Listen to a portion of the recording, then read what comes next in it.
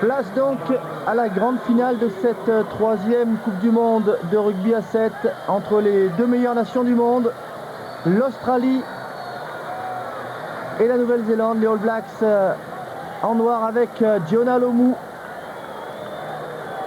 leader charismatique de cette équipe, et un coup d'envoi donné par les Australiens. Un renvoi gagné par les Australiens avec Brad Fleming. Fleming Rafu qui cherche extérieur. McDonald reste sur ses appuis. Ballon perdu et récupéré par les All Blacks. Soyalo, la longue passe, et voilà Jonah Lomu. Lomu qui est en train de déborder Graham. Lomu qui échappe au plaquage de Graham. Jonah Lomu, la percussion sur Brendan Williams, et premier exploit personnel de ce joueur hors norme, Jonah Lomu. Une action individuelle d'une classe exceptionnelle. Jonah Lomu qui met donc la Nouvelle-Zélande dans le sens de la marche dans cette finale de la Coupe du Monde à 7. Premier essai, premier exploit de Lomu. Une puissance absolument phénoménale sur cette percussion pour un essai vraiment très impressionnant. 5-0 pour la Nouvelle-Zélande. Et voilà Valence qui va tenter la transformation de cet essai de Jonah Lomu. Lomu 1m96, 118 kg. Il a été chronométré en 5 secondes 83 centièmes sur 50 mètres. C'est vraiment un athlète exceptionnel. Transformation qui ne passe pas. On en reste à 5-0 en faveur de la Nouvelle-Zélande grâce à cet essai de Jonah Lomu.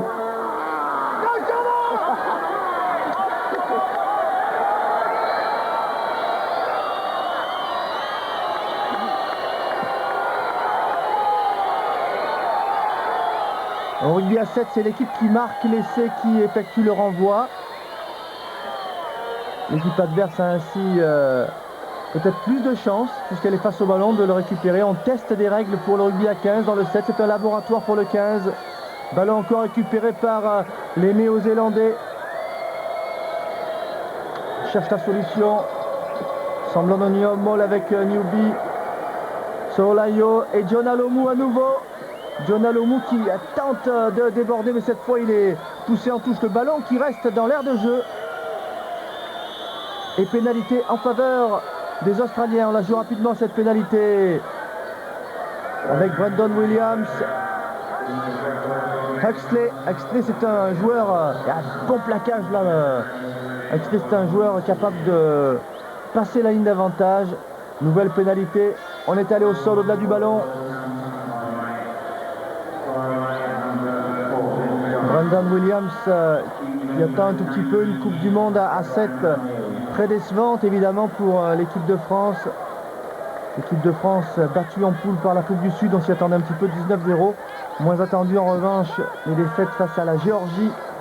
19-14 aux îles Cook. 19-7. 2 victoires seulement face au Canada. 17-12. Et à Taïwan 35-0. Et les Français qui en début de journée ont été battus dans la Ball Cup, la coupe réservée aux équipes classées 5e et 6e des groupes qualificatifs. Les Français ont été battus, tenez-vous bien, par le Kenya en quart de finale. C'est donc une Coupe du Monde ratée pour les Français. Et c'est bien dommage pour ceux qui se dévouent corps et âme envers ce sport, notamment Thierry Jansec. Mais en France, on n'a pas fait le choix, comme dans l'hémisphère sud, de former des joueurs à 7 et de donner des moyens à ce sport. Résultat, eh bien, les compétitions sont difficiles pour nos représentants. Une équipe de France qui va rentrer ici, une équipe de France qui était privée de beaucoup de joueurs. Les clubs hésitent à libérer les joueurs pour aller disputer des compétitions parfois dangereuse. On se souvient de la blessure de Franck Corillon au tournoi de Tokyo voilà quelques années, ou celle d'Hugo Mola à Hong Kong lors de la dernière Coupe du Monde.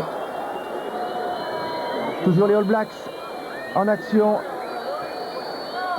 avec Fleming et Soyalo pour aller extraire ce ballon, et les All Blacks à nouveau pénalisés, tout simplement parce que Soyalo n'est pas resté sur ses appuis pour disputer ce ballon. McDonald qui va au sol. Brandon Williams, la longue passe sur le côté là-bas pour Graham. On a décalé Huxley.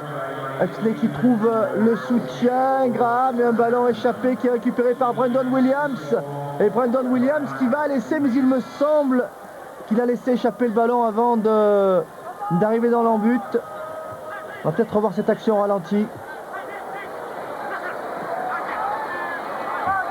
Brandon Williams, meilleur marqueur d'essai pour le moment de cette Coupe du Monde à 7.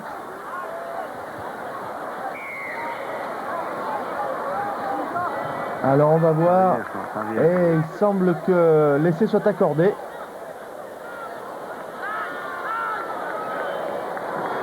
Vous voyez le stade de Mar del Plata qui avait accueilli des matchs de la Coupe du Monde de football en 1978. Voilà, transformation réussie et c'est une petite surprise. Ce sont les Australiens qui mènent ici à Mar del Plata sur le score de 7-5. L'essai est accordé par l'arbitre, on lui fera confiance, il était bien placé. 7-5 en faveur des Australiens. Dans cette finale, c'est Huxley qui remet en jeu. Très bon renvoi, très haut. Ballon récupéré en 2 temps par les Néo-Zélandais. Avec Moulayena. Valence, la longue passe. On a bien décalé là Brad Fleming. Fleming qui reste debout, qui trouve Solayo à hauteur. Solayo, petit coup de pied à suivre.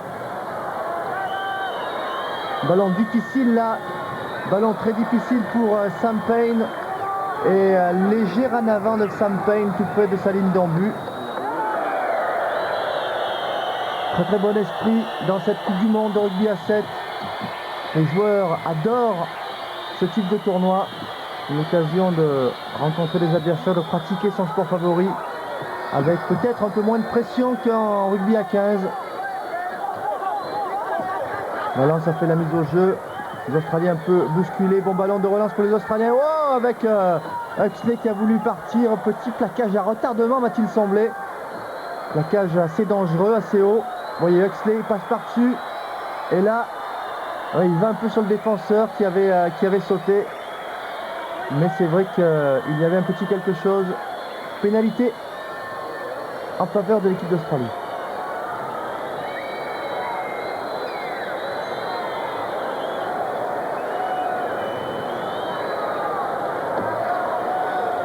Voilà, Huxley, Julian Huxley, joue pour New South Wales.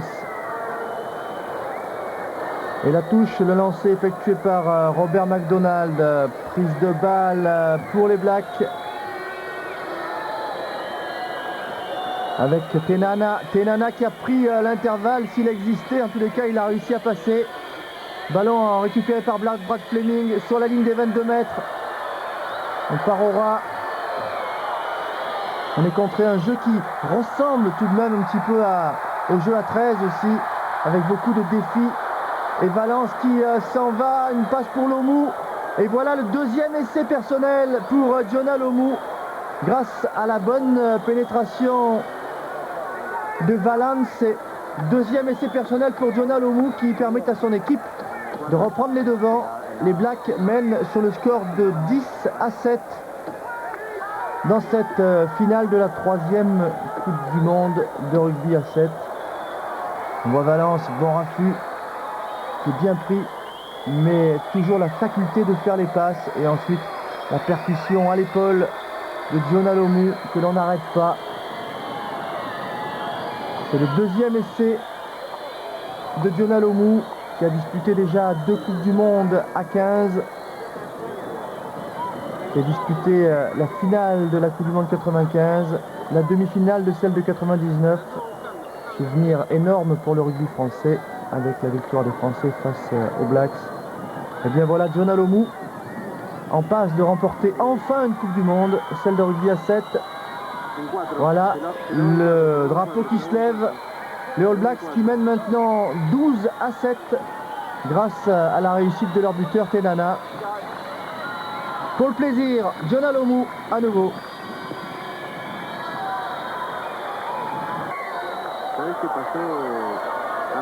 Valence, encore un bon renvoi très très haut. C'est Newby qui a détourné ce ballon. Valence, mauvaise passe, ballon récupéré par Cameron Peter. On recule côté australien. Brendan Williams, il va très très vite ce joueur. Ballon pour lui-même, il a peut-être été pris sans ballon. Non, estime monsieur l'arbitre. Et qui a aplati ce ballon? Difficile de le voir. En tous les cas, ça allait très très vite. McDonald à la course. Et pas de faute, estime l'arbitre de cette finale. Voilà, c'est la fin de cette première mi-temps. Une première mi-temps équilibrée. Même si ce sont les Néo-Zélandais qui mènent 12-7. Notamment grâce à John Alomou, auteur donc des 2 essais Black.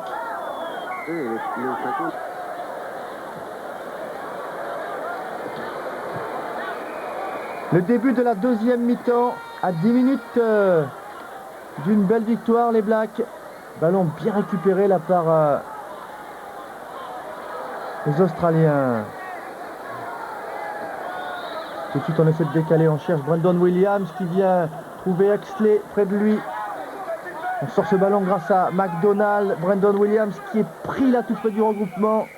Et un ballon qui est rendu aux Néo-Zélandais. Voilà, on a râlé. On va à 10 mètres. C'est une règle du rugby à 15 comme une règle du rugby à 7.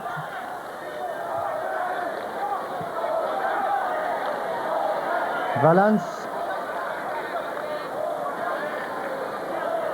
Avec toujours une croisée impeccable là, pour le 3e essai personnel de John Alomou. Moulaïena qui fait mine de s'engager sur les défenseurs et qui croise au dernier moment sur John Alomou avec une belle course et beaucoup de coordination. Lomou qui échappe au plaquage de Richard Graham, qui rafute le dernier défenseur et qui va marquer son 3e essai dans cette finale. John Alomou marque de son empreinte la compétition et son dernier match. Valence pour la transformation. Et voilà les Blacks qui prennent l'avantage, 19-7, tout en puissance, impossible à prendre. John Alomou, Sam Payne, l'Australien, dernier défenseur, a fait les frais de l'efficacité de cet homme.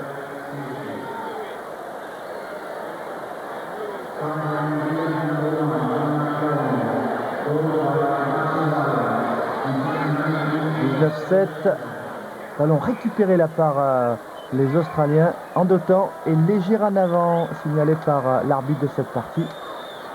Ballon qui a été rabattu en avant sur le renvoi. Richard Graham, voilà, l'arbitre signale que la déviation était un petit peu en avant. La mêlée avec un pilier droit nommé John Alomou. Petit problème pour cette mêlée, pas assez stable.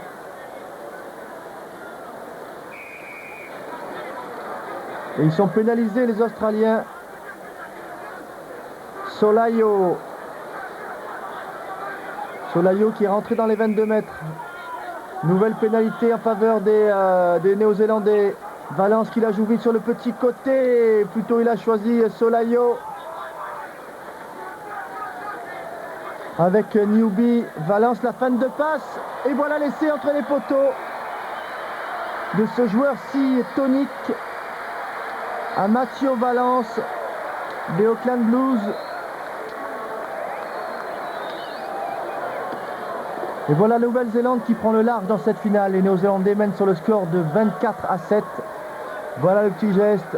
Fin de passe pour écarter la défense. Un petit intervalle et Sam Payne chargé du 2e rodéo défensif n'est pas assez prompt pour empêcher le Néo-Zélandais de marquer. Formation facile pour Valence, la Nouvelle-Zélande qui mène sur le score de 26-7.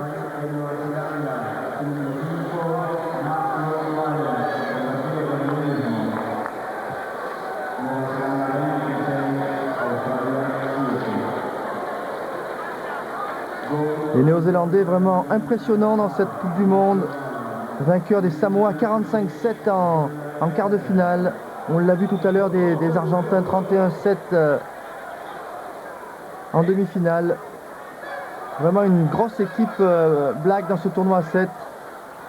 Huxley qui a passé à Cameron Peter.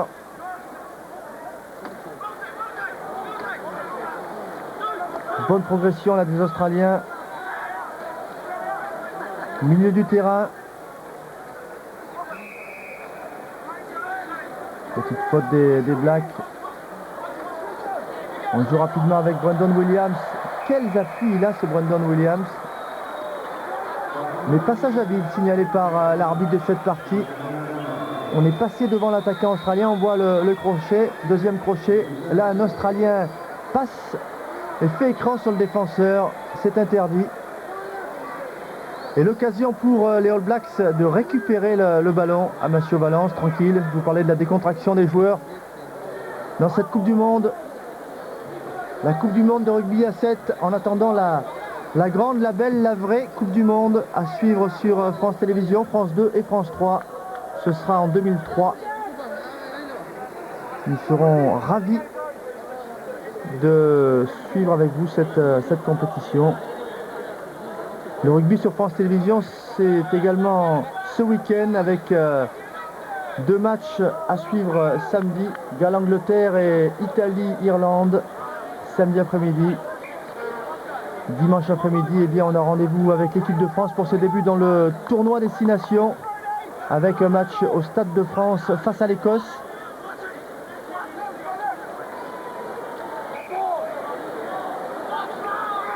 France-Écosse, ce sera le premier match des hommes de Bernard Laporte en attendant un déplacement sans doute difficile en Irlande, à Lansdowne Road pour la deuxième journée. Petit problème en mêlée. Et toujours ce score de 26 à 7 en faveur de l'équipe de Nouvelle-Zélande. Sam Payne, tandis qu'on apporte un changement du côté australien, c'est Ed Carter qui est venu sur le pré en remplacement de Robert McDonald. Payne, Huxley avec Alan McDonald, le frère de Robert, qui est sorti.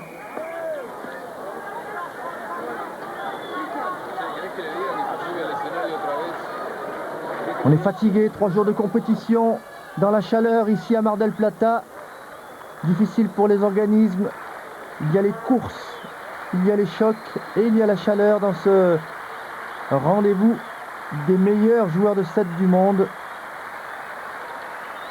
Avec un public qui a répondu présent tout au long des 3 jours. Un public évidemment ravi du bon parcours des Pumas.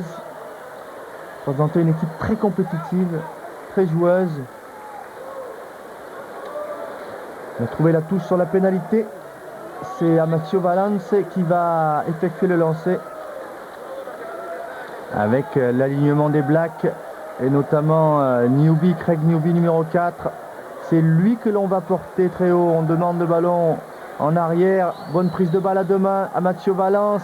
La passe un peu basse, mais il en faut plus pour arrêter Malili Moulayena.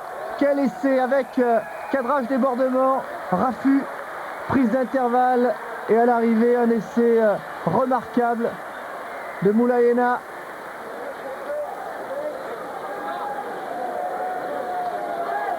Qui peut sourire. La Nouvelle-Zélande qui mène sur le score de 31 à 7. Le 7 est son spectacle, un spectacle que l'on peut suivre grâce au travail de Mathieu Lartaud, l'ancien demi-de-mêlée de Mantes-la-Jolie, et d'Olivier Dijon qui ont travaillé tout le week-end pour nous proposer ce résumé. Tout à l'heure, on aura une petite surprise à la fin avec un clip des meilleures actions de cette Coupe du Monde de rugby à 7. Et également, je vous en dis pas plus, un petit AK qui est bien plu au public argentin. 31-7 et peut-être 33 si la tentative de transformation passe. Non, on est loin du compte. On revoit la fin de l'action de Muliana qui inscrit un nouvel essai pour les Néo-Zélandais. On renvoie Coquin. Huxley a récupéré le ballon qui a donné pour Ed Carter. Ed Carter, il est puissant. 100 kg, 1m90. Huxley, fan de passe. Huxley qui provoque le point de fixation et pénalité. Et oui, on joue le ballon en allant au sol. Avec un genou au sol, c'est interdit. Et toujours les Blacks sur la ligne d'avantage. L'interception d'Huxley. Huxley qui trouve au soutien Cameron Peter. Cameron Peter, il est solide, il arrive à rester debout pour attendre le soutien. Ballon extrait par Donnelly. Ed Carter à nouveau à la manière de Campese, des petits pas de loi. Et Brendan Williams pour jeter un petit peu le trouble dans la défense néo-zélandaise. Les Néo-Zélandais qui sont dominés là par Cameron Peter. Nouvelle pénalité en faveur des Australiens. On laisse jouer finalement. Et c'est réussi par Tim Donnelly qui donne au score une tournure un peu plus acceptable pour les Wallabies. Vous voyez le public de Mar del Plata qui a apprécié le set. Nous sommes dans les arrêts de jeu. C'est donc la Nouvelle-Zélande qui s'impose dans cette finale de la 3e Coupe du Monde de rugby à 7.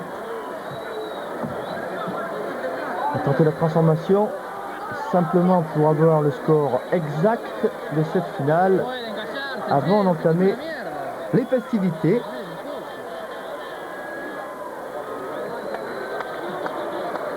Belle séquence de jeu là, et on a vu au visage de Donnelly que la transformation n'avait pas été réussie.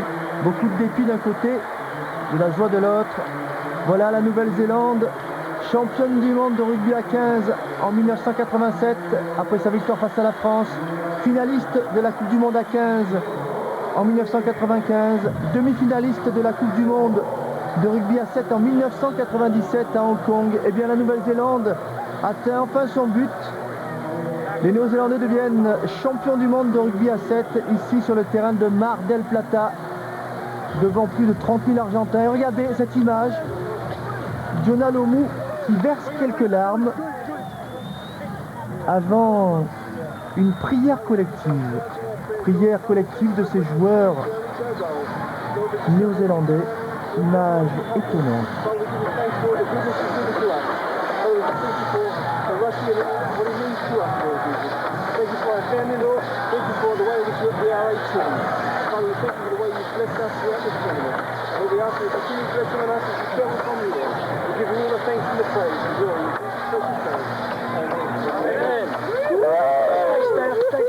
Voilà, c'est une image qui résume assez bien l'importance que ces joueurs accordent à ce sport, parce que c'est un sport à part entière en Nouvelle-Zélande, le rugby à 7.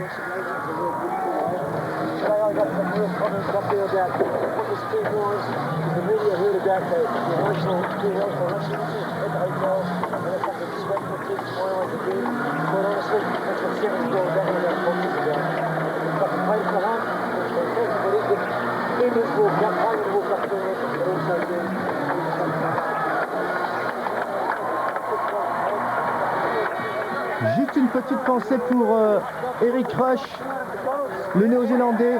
C'est lui qui a été le guide de cette équipe néo-zélandaise. Il était un des précurseurs de ce jeu en Nouvelle-Zélande. Eric Rush, gravement blessé en poule lors de la victoire des Néo-Zélandais face à l'Angleterre 17-7. Cela a d'ailleurs été le match le plus difficile des Néo-Zélandais dans cette Coupe du Monde. Et bien Eric Rush, victime d'une double fracture du tibia, a peut-être terminé sa carrière sur le terrain de Mar del Plata. Mar del Plata qui sacre donc Lomu et les All Blacks et leur fameux haka.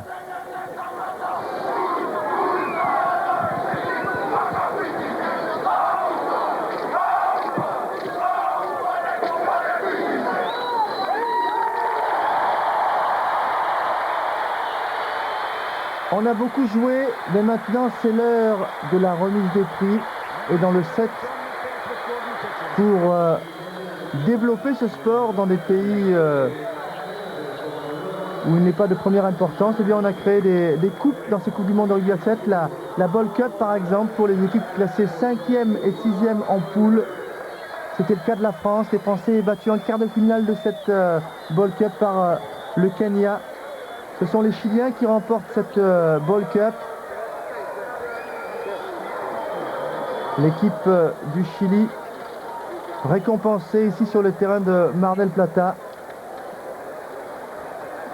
De beaux souvenirs aussi pour ces joueurs inconnus dans leur pays mais qui ont eu l'espace d'un week-end l'occasion de croiser les meilleurs joueurs du monde et Jonah Lomu qui a rencontré ces joueurs du Chili en poule. Victoire des Blacks 33-0 face à cette équipe du Chili qui rapporte quand même une belle victoire dans cette Ball Cup ici de Mar del Plata.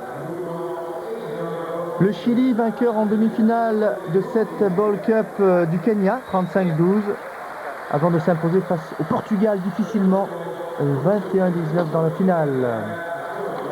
Autre coupe dans cette Coupe du Monde de rugby à 7, la Plate Cup pour les équipes classées 3e et 4e de leur poule. On voit ici Serge Sergeyev, et bien c'est le cas de la Russie.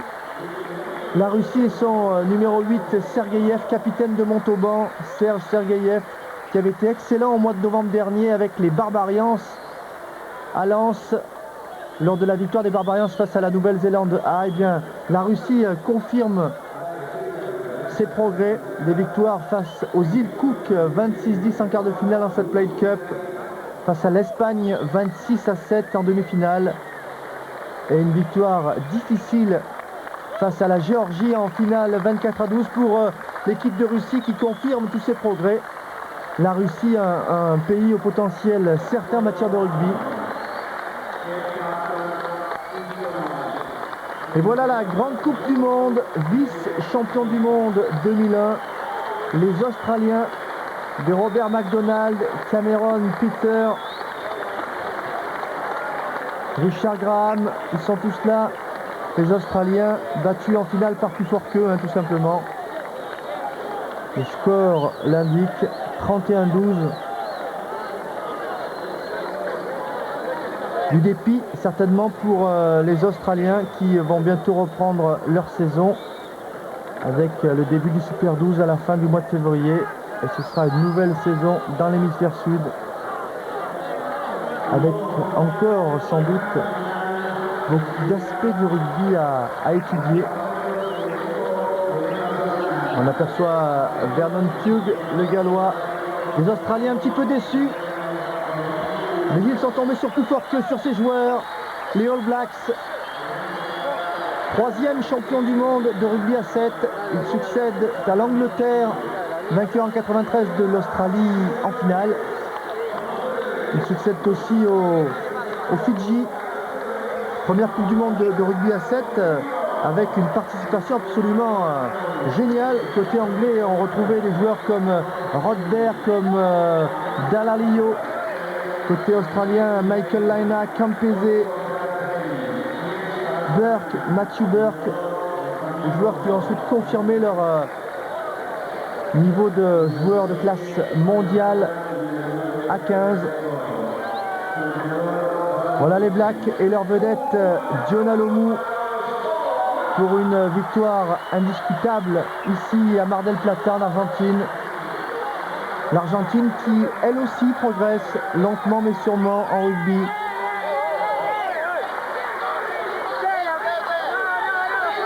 Alors, les photographes sont en train de réclamer, je crois, un petit haka aux Néo-Zélandais.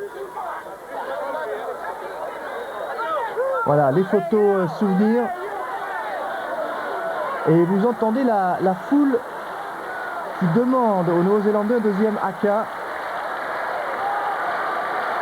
3 jours de compétition et vraiment un esprit formidable ici à Mar del Plata.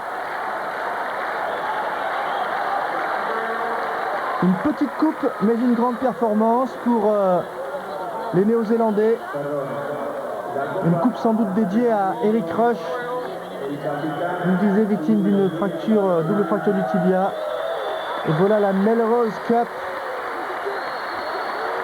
symbole de cette Coupe du Monde.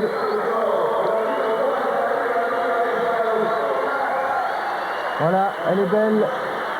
Cette coupe pour les Néo-Zélandais, leur entraîneur Gordon Tiendiens.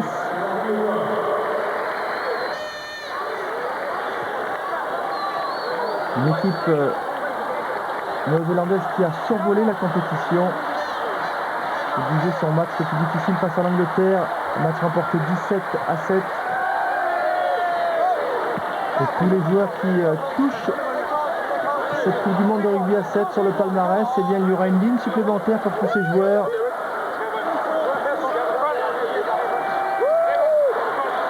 Et le public qui continue de réclamer le haka, et John Alomour, j'ai l'impression, est bien d'accord pour le deuxième haka de la soirée. Eh bien voilà, c'est la récompense à ceux qui ont patienté. Voilà le deuxième haka de cette équipe néo-zélandaise, championne du monde de rugby à 7 2001.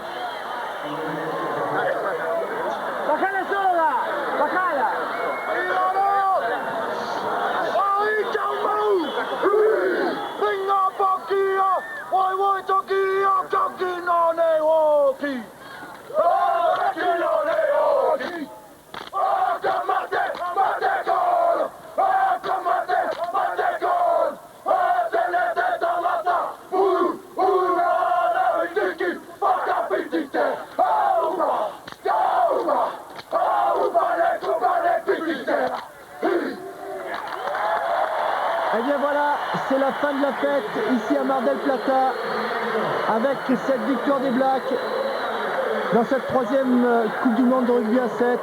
Quelques belles images avant de se quitter. Merci à Mathieu Lartaud, Olivier Dijon qui ont monté ce résumé.